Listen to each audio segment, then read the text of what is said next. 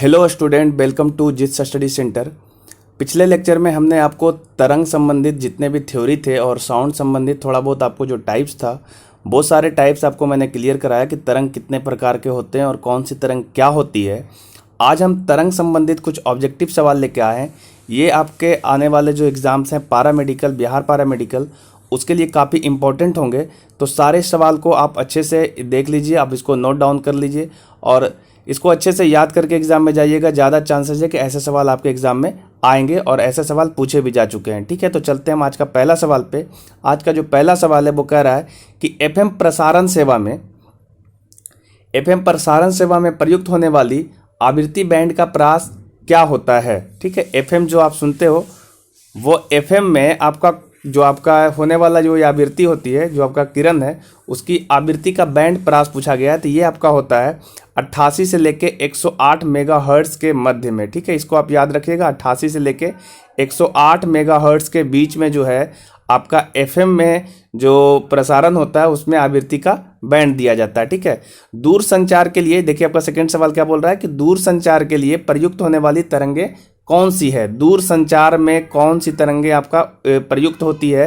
तो इसका जो सही जवाब होगा वो होगा माइक्रोवेव। ठीक है, माइक्रोवेव जो होता है दूर संचार में आपका इस्तेमाल किया जाता है। ठीक है, तीसरा है आपका कॉस्मिक किरणें। कॉस्मिक किरणें कैसी किरणें हैं ये पूछा जा रहा है। तो कॉस्मिक किरणें जो आपका होगा वो आपका होगा आवेशित किरणें। ठीक है, ये आपका आवेशित किरण है। ठीक है, याद रखना है आपको। 3 सवाल देखिए यहाँ पे दिखाया गया। एफएम का जो प्रसारण होता है उसमें प्रयुक्त जो भी होती है आपकी बैंड, उस बैंड की जो आवृत्ति है उसका प्रास पूछा जाता है। तो आप बताएंगे 88 से लेके 108 हर्ट्ज़ के बीच में होता है। ठीक है, और दूर संचार जो होता है इसमें माइक्रोवेव का इस्तेमाल किया जाता है और कॉस्मिक किरणें जो होती है वो एक आवेशिक कण है। ठीक है, चलते हैं हम नेक्स्ट सवाल पे। नेक्स्ट सवाल कह रहा है कि 2 क्रमागत श्रृंगों अथवा 2 ग्रतों के बीच की दूरी क्या कहलाता है। ठीक है, तो देखिए आपको किरण के बारे में बताए थे। इस तरीके से आपका जो है तरंग चलती है और इसमें ये ऊपर वाला जो होता है इसको हम लोग श्रृंग कहते हैं और नीचे वाले को हम लोग गर्त कहते हैं। ठीक है, तो 2 क्रमागत श्रृंगों की जो बीच का दूरी होती है उसको हम लोग लेमडा से सूचित किए थे, आपको पिछले क्लास में पढ़ाए थे, और इसका नाम बताए थे कि ये होता है तरंग दैर्घ्य।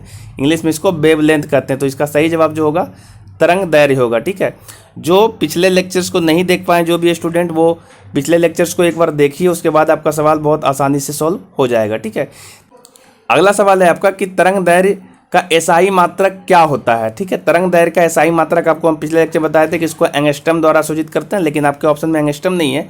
तो तरंग दैर्घ्य चूंकि एक लंबाई है इसलिए इसकी जो इकाई होगी वो आपका मीटर होगा। ठीक है, अगर एंगस्ट्रम होता तो आपको एंगस्ट्रम मानना चाहिए। ठीक है, इसके बाद सवाल बोल रहा है कि निम्नलिखित में से किस एक प्रकार की तरंगों का प्रयोग रात्रि दृष्टि उपकरण में किया जाता है। ठीक है, रात्रि दृष्टि उपकरण में किस तरह का प्रयोग किया जाता है ये आपसे पूछा गया है कि रात में जो है किस तरंग का हम लोग इस्तेमाल करते हैं। आपका रात्रि उपकरण होता है बहुत सारा, जिससे हम लोग जैसे हमारा जो सैनिक वगैरह होते हैं वो रात्रि में पता लगाते हैं कि आपके दूर में क्या चीज़ें हैं। ठीक है, तो उसमें आपको अवरक्त जो तरंग होती है इसका इस्तेमाल किया जाता है। याद रखिएगा, सवाल क्लियर है कि निम्नलिखित में से किस एक प्रकार की तरंगों का प्रयोग रात्रि दृष्टि उपकरण में किया जाता है। तो सही जवाब होगा अवरक्त तरंग। ठीक है, नेक्स्ट आपका जो सवाल कह रहा है वो है कि एक रडार जो शत्रु के वायुयान की उपस्थिति का पता लगाता है, प्रयोग करता है। ठीक है, देखिए एक रडार जो शत्रु के वायुयान की उपस्थिति का पता लगाता है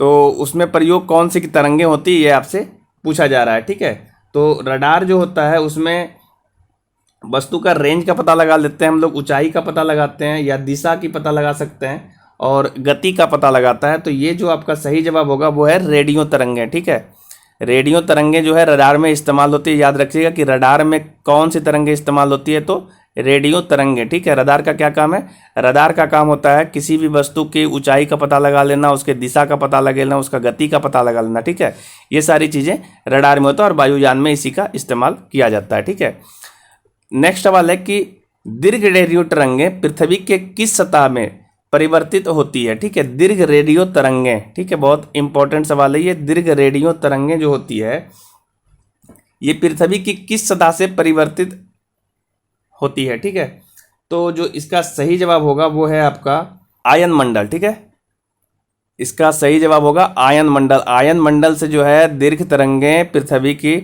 सतह से परिवर्तित होकर के आती है। ठीक है, ये जो आपका दीर्घ तरंगें होती है, दीर्घ तरंगों का इस्तेमाल जो हम लोग है रेडियो वगैरह में करते हैं। ठीक है, रेडियो में हो गया या फिर टेलीविज़न वगैरह में हो जाए, इसको टीवी में होता है, तो ये जो आपका तरंग है वो रेडियो और टीवी में इस्तेमाल होता है। याद रखिएगा, पूछा जाता है कि दीर्घ रेडियो तरंगें जो होती है कहाँ इस्तेमाल होता है, तो रेडियो और टीवी वगैरह में। ठीक है, नेक्स्ट सवाल करता है कि कौन सी तरंगें शून्य में संचरण नहीं करती है, मतलब शून्य में ये आपका आगे नहीं बढ़ती है, शून्य में गमन नहीं करती है। शून्य का मतलब यहाँ पे निर्वात से किया गया कि निर्वात में गमन नहीं करती है, तो निर्वात में कौन गमन नहीं करती है, शून्य में संचरण नहीं करता है, वो है आपका ध्वनि तरंग है। ठीक है, ध्वनि तरंगों को माध्यम की जरूरत होती है। आप पिछले लेक्चर में ही पढ़ाए थे कि ध्वनि तरंगें जो होती है ये यांत्रिक तरंग है और यांत्रिक तरंग को गमन करने के लिए कोई ना कोई माध्यम की जरूरत होती है। ठीक है, तो ध्वनि तरंग बिना माध्यम के गमन नहीं कर सकती है। ठीक है, नेक्स्ट सवाल कहता है आपका कि नेक्स्ट सवाल कह रहा है कि टीवी के रिमोट कंट्रोल में इस्तेमाल किया जाता है। ठीक है,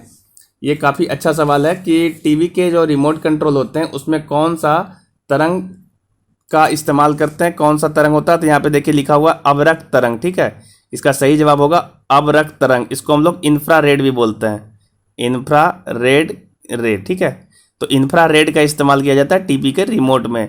जब आप रिमोट से जब टीवी का रिमोट का अप्लाई करते हो तो देखो आप चैनल वगैरह बदलने के लिए इस्तेमाल करते हैं, या फिर टीवी का जो भी ऑपरेशन होता है, टीवी का कोई भी ऑपरेशन होता है, तो आप जो भी करते हो रिमोट कंट्रोल से, उससे आपका जो है अवरक्त किरण निकलती है। ठीक है, प्रकाश। अब नेक्स्ट सवाल देखिए क्या कर रहा है कि प्रकाश वैद्युतीय प्रभाव को कम करने तथा बैक्टीरिया को नष्ट करने में प्रयोग की जाती है। ठीक है, देखिए ये बैक्टीरिया को नष्ट करने में कौन सा किरण का इस्तेमाल किया जाता है, तो इसका सही जवाब है पराबैंगनी किरणें। ठीक है, इसको हम लोग यूवी रे कहते हैं। ठीक है, यूवी लाइट भी कहते हैं या यूवी रे कहते हैं, तो इसका इस्तेमाल करके हम लोग बैक्टीरिया वगैरह को पानी से भी नष्ट करते हैं। ठीक है, नेक्स्ट सवाल जो आपका है वो कह रहा है कि निम्न में से किस प्रकार की किरण का उपयोग नाभिकीय अभिक्रिया तथा कृत्रिम रेडियोधर्मिता में किया जाता है। ठीक है, तो आप याद रखिएगा कि नाभिकीय अभिक्रिया में आपका गामा किरण का इस्तेमाल किया जाता है। जो गामा रे होता है इसकी वेदन क्षमता सबसे ज़्यादा होती है, ये भी आप याद रखिएगा, गामा किरण की वेदन क्षमता सर्वाधिक होती है। ठीक है, और इसका इस्तेमाल जो है हम लोग नाभिकीय अभिक्रिया में या कृत्रिम रेडियोधर्मिता में किया जाता है। ठीक है, नेक्स्ट सवाल करता है आपका, नेक्स्ट सवाल है कि एक्स किरणें के खोजकर्ता कौन थे। बहुत अच्छा सवाल है कि एक्स किरण की खोज किसने किया था, तो एक्स किरण की खोज जो है वो आपका रॉन्जन ने किया था। ठीक है, इसका सही जवाब होगा रॉन्जन। ठीक है, ये आपका रॉन्जन लिखा हुआ, रॉन्जन इसका सही जवाब है। एक्सरे की खोज किसने किया, तो रॉन्जन। इंपॉर्टेंट सवाल है ये। ठीक है, नेक्स्ट सवाल है कि अवरक्त किरण यानी इंफ्रारेड जो आपका रेडिएशन है इसकी खोज किसने किया। ठीक है, तो इंफ्रारेड जो होता है इसका जो जिसको हिंदी में आप अवरक्त विकिरण कहते हो, तो अवरक्त की विकिरण का जो खोज है वो हर्शेल ने किया था। ठीक है, हर्शेल नाम है इनका, साइंटिस्ट का नाम है हर्शेल। ये आपका अवरक्त किरण की विकिरण की खोज किए थे। ठीक है, नेक्स्ट सवाल है कि कॉस्मिक किरणों के संबंध में निम्न में कथनों में से कौन सा सही नहीं है। कॉस्मिक किरण जो होती है, कॉस्मिक रे जो है, इसके बारे में बोला गया कि कौन सी कथन सत्य नहीं है। तो पहला बोला ये विद्युतीय चुंबकीय तरंग है, सही बात है, ये आपका विद्युतीय चुंबकीय तरंग, ये वाला बिल्कुल सही है। और दूसरा बोला है कि ये बहुत अधिक ऊर्जा वाले आवेशित कण है, तो पिछले भी सवाल में ही पढ़ा था कि कॉस्मिक किरणें क्या होती है, तो ये आपका आवेशित किरण होती है, तो ये वाला भी बात सही है। ठीक है, फिर बोला ये सूर्य से उत्पन्न होती है, तो कॉस्मिक रे भी आपका सूर्य से उत्पन्न होती है। ये तीनों बातें आप याद रखिएगा। कॉस्मिक किरण के बारे में 3 बातें ये सत्य लिखा गया है कि ये विद्युत चुंबकीय तरंग है, सही बात है, ये बहुत अधिक ऊर्जा वाले आवेशित कण है, ये भी सही है, और ये सूर्य से उत्पन्न होते हैं, ये तीनों बात सत्य है। पर पूछा है सवाल कि निम्नलिखित किरणों के संबंध में यानी कॉस्मिक किरण के संबंध में कौन सी बातें सत्य नहीं है, तो सत्य नहीं वाला जो बात है वो ये लिखा हुआ है, उसकी तरंग दैर्घ्य बहुत छोटी होती है, ये वाला बात गलत है। जो आपका सही जवाब होगा वो आपका डी नंबर होगा। ठीक है, ये वाला बात आपका कॉस्मिक किरण के बारे में गलत है, तो सही जवाब इसका डी होगा। ठीक है, नेक्स्ट सवाल कहता है कि क्रिस्टल की संरचना ज्ञात करने में निम्न में से किसका प्रयोग किया जाता है। ठीक है, तो क्रिस्टल की संरचना जो होती है उसको ज्ञात करने के लिए हम लोग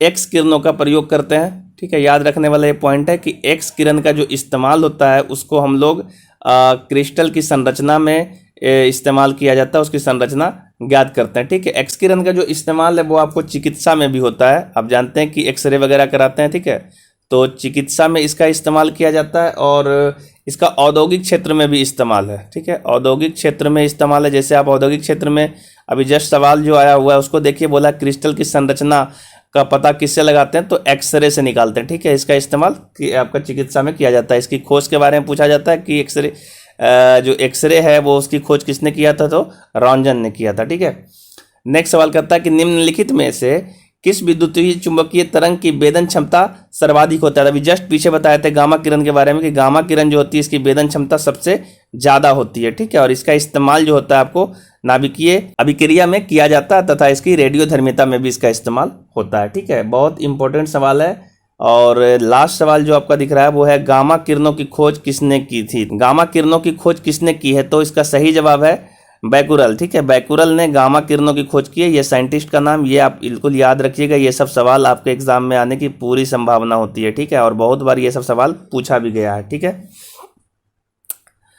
तो अभी हमने कुछ सवाल आपको तरंग से लेकर के आए थे जो ऑब्जेक्टिव सवाल था। तो अगर आप पिछला वीडियो नहीं देखें तो आप जाके एक बार पहले पिछला वीडियो देख लीजिए अच्छे से, उसके बाद इस ऑब्जेक्टिव को देखिए तो आप बहुत आसानी से सारे सवाल को कर पाएंगे। ठीक है, तो आज के लिए इतना ही। हम नेक्स्ट वीडियो जब आएगा आपका साउंड से रिलेटेड आएगा, चूँकि हम तरंग और साउंड अभी कंटिन्यू कर रहे हैं। तो हमने पहले तरंग का और थोड़ा सा अध्ययन किया और साउंड के बारे में थोड़ा बहुत अध्ययन किया। उसके बाद हमने थोड़ा तरंग का ऑब्जेक्टिव सोल्व कर लिया और उसके बाद जो है हम लोग साउंड के बारे में थोड़ा सा और डिटेल से पढ़ेंगे कि ये साउंड में कौन कौन सा पॉइंट्स है जो आपके एग्जाम में आ सकते हैं। इसके बाद हम लोग एक न्यूमेरिकल सवाल का भी कुछ लेके आएंगे वीडियो, जिसमें 5-7 न्यूमेरिकल करेंगे इससे रिलेटेड। तो ये आपका नेक्स्ट वीडियो में आ जाएगा। ठीक है, तो आप कंटिन्यू इस वीडियो पे बने रहिए। और अगर आप चैनल पर नए आए हो तो चैनल को सब्सक्राइब कर लीजिए और अपने जो फ्रेंड सर्कल है उसमें शेयर कर दीजिए। आपका अभी पैरामेडिकल का एग्ज़ाम में अभी भी आपका 5-7 दिन बच रहा है। जितने वीडियो कराए जा सकते हैं, जो इंपॉर्टेंट वीडियो होगा वो हम आपको करवा के जल्दी जल्दी दे देंगे ताकि आपका जो स्कोर है वो अच्छा हो सके। ठीक है, तो आज के लिए इतना ही। हम मिलेंगे नेक्स्ट वीडियो में, तब तक के लिए जय हिंद।